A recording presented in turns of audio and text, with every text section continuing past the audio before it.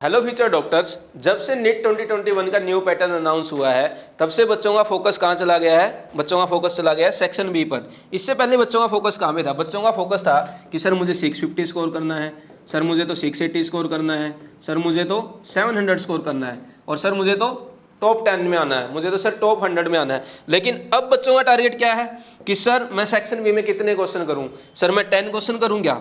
Sir मैं 12 question करूँ क्या? या सर मैं 15 क्वेश्चन कर दूं? ऐसा बच्चों का टारगेट हो गया है। और ऐसा हुआ क्यों है? क्यों? एनटीए ने सेक्शन बी में बच्चों को चॉइस दी है। उन्होंने बोला है कि आप 15 में से ओनली 10 क्वेश्चन करके आए, आपके 10 ही क्वेश्चन चेक होंगे। लेकिन फिर भी बच्चे अपना क्या लगा रहे हैं? दिमाग लगा रहे हैं कि सर मैं कितने क्वेश्चन करके आ जाऊं ताकि मैं मैक्सिमम मार्क्स लेके आऊं सेक्शन बी में। दूसरा पॉइंट हम इसमें डिस्कस करेंगे कि बच्चों को ये भी डाउट है कि सर इन केस में मोर देन 10 क्वेश्चन अटेम्प्ट कर देता हूं तो क्या मेरी ओएमआर चेक होगी या मेरी ओएमआर रिजेक्ट हो जाएगी? और इन केस में मोर देन 10 क्वेश्चन अटेम्प्ट करता हूं तो मेरे कौन से 10 क्वेश्चन चेक होंगे?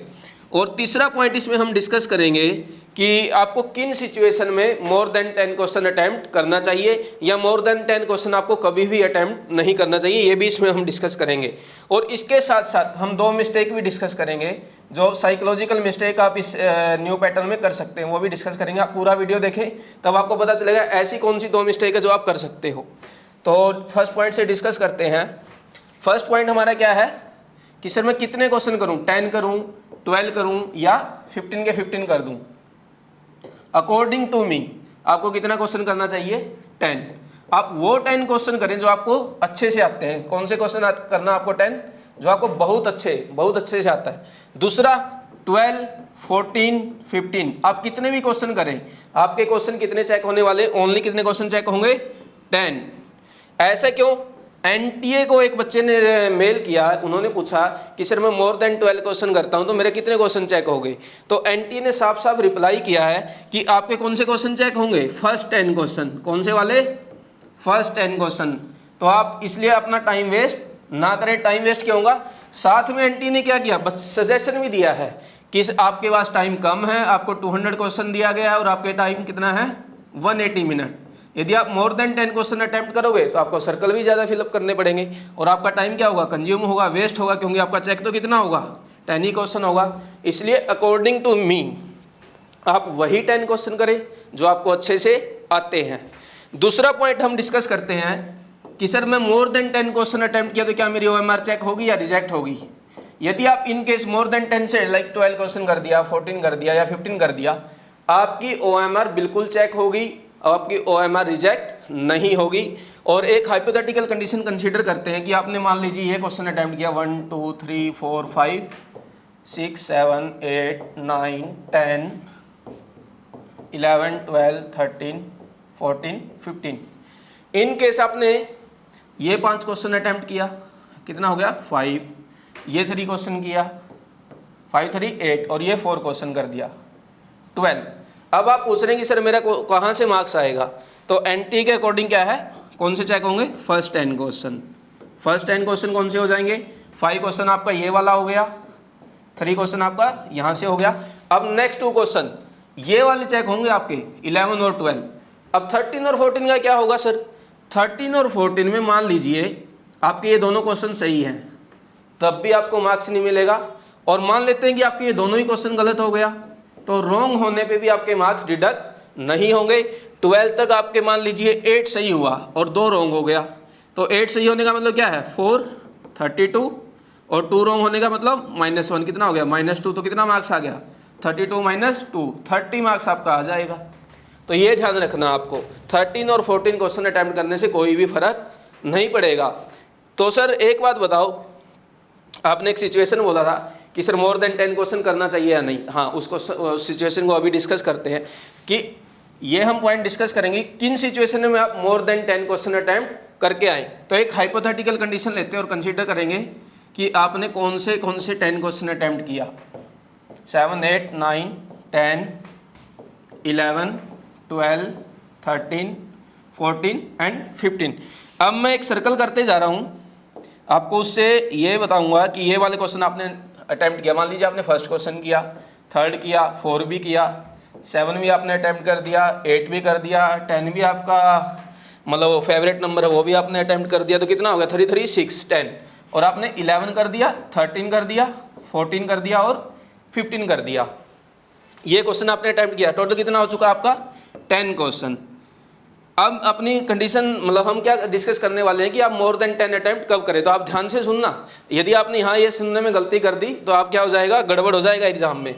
तो जैसे सुनील सर ने आपको स्मार्ट स्ट्रेटजी में बताया था कि जब भी आप नीट का एग्जाम अटेम्प्ट करें तो आप उसकी कितनी रीडिंग दें? 3 reading, first reading, second reading, third reading. तो जब आप सेकंड रीडिंग करते करते आपकी समझ आया कि यार मैंने तो सेक्शन बी में जो 15 नंबर क्वेश्चन किया था उसको मैंने क्या कर दिया, मेरे से तो रॉन्ग हो गया। रॉन्ग कैसे हो सकता है? हो सकता है आपने ए की जगह सी फिलअप कर दिया हो सकता है आपने कोई कॉन्सेप्ट कर दिया हो। आपने अभी भी कभी मॉक टेस्ट दिया होगा, तब भी आप ऑब्जर्व करना, कभी कभी हमें एग्जाम में पता चल जाता है कि मैं ये क्वेश्चन गलत कर चुका हूँ। यदि आपसे क्वेश्चन गलत हो चुका है और वो क्वेश्चन नंबर कौन सा है? 15, तो 15 नंबर रॉन्ग हो गया। तो आप मैं अकॉर्डिंग टू मी आप क्या करें, आप कोई भी क्वेश्चन एक अटेम्प्ट कर दें, या तो सेकंड कर दें, या 5 कर दें, या 6 कर दें, या 9 कर दें, या फिर 12 कर दें। कोई भी एक क्वेश्चन आप अटेम्प्ट करके आ जाओ। उससे बेनिफिट क्या होगा कि आपका 15 तो ऑलरेडी रॉन्ग हो चुका है। हम कंसिडर करते हैं कि आपने सेकंड अटेम्प्ट कर दिया। सेकंड अटेम्प्ट करने का मतलब क्या हुआ, अब आपके 10 क्वेश्चन कहाँ तक हो गए? यहीं पे खत्म हो जाएगा।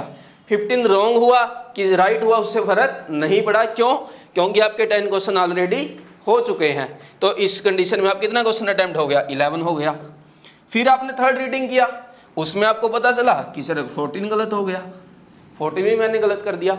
तो फिर मैं क्या कहूँगा, कोई भी आप एक अटेम्प्ट कर दो, 5 कर दो, 6 कर दो, 9 कर दो, 12 कर दो।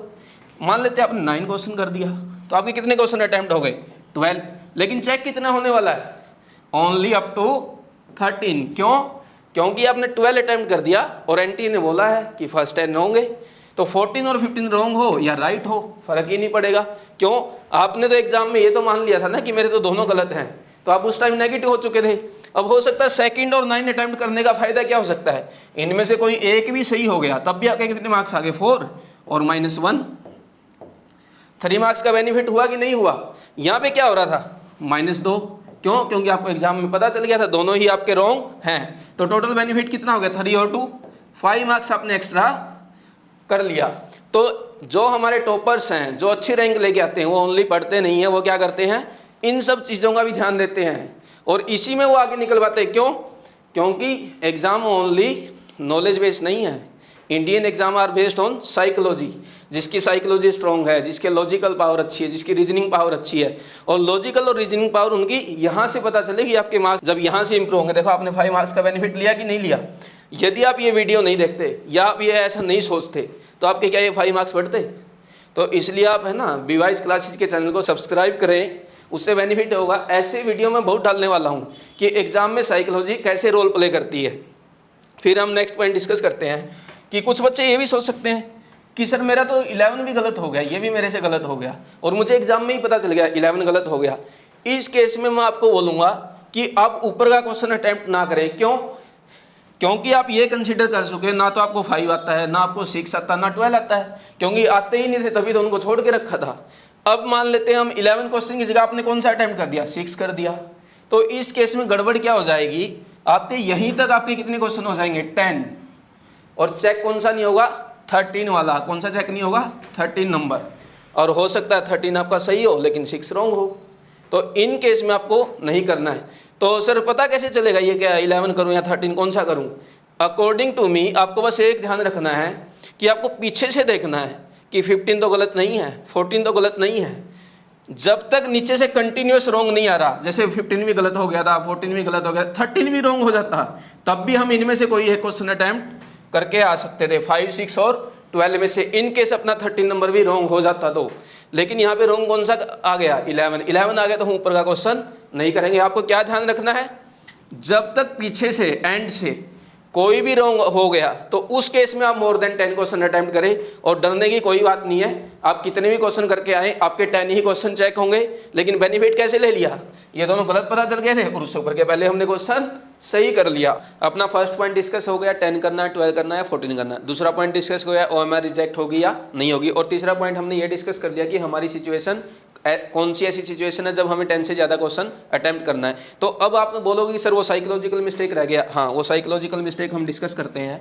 तो एक साइकोलॉजिकल मिस्टेक आपकी क्या हो सकती है, ऐसा लिखा हुआ है सेक्शन ए में, ऑल क्वेश्चंस आर कंपलसरी। तो बहुत बच्चों को डाउट आ रहा है कि सर ये जो सेक्शन ए में हमें 35 क्वेश्चन आएंगे, क्या वो सारे करने हैं क्या?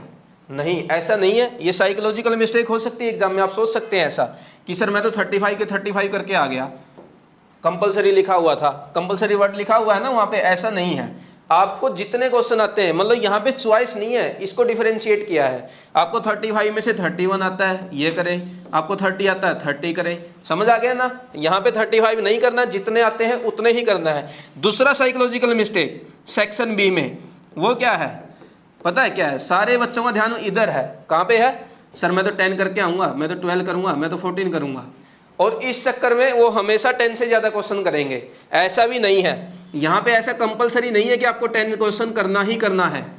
आप चाहे तो कर सकते हैं 7 क्वेश्चन, चाहे तो कर सकते हैं 8 क्वेश्चन, चाहे तो कर सकते हैं 9 क्वेश्चन, और मन करे तो 5।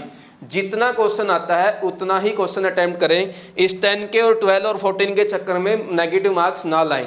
नेगेटिव मार्क्स लेके आओगे तो रैंक उतना ही पीछे जाएगा। आपने लास्ट ईयर भी देखा होगा, 2 मार्क्स पर 1000 रैंक बैक हो गया था। 3 मार्क्स का डिफरेंस आ गया ना, तो 6000 रैंक का डिफरेंस आ जाएगा सीधा।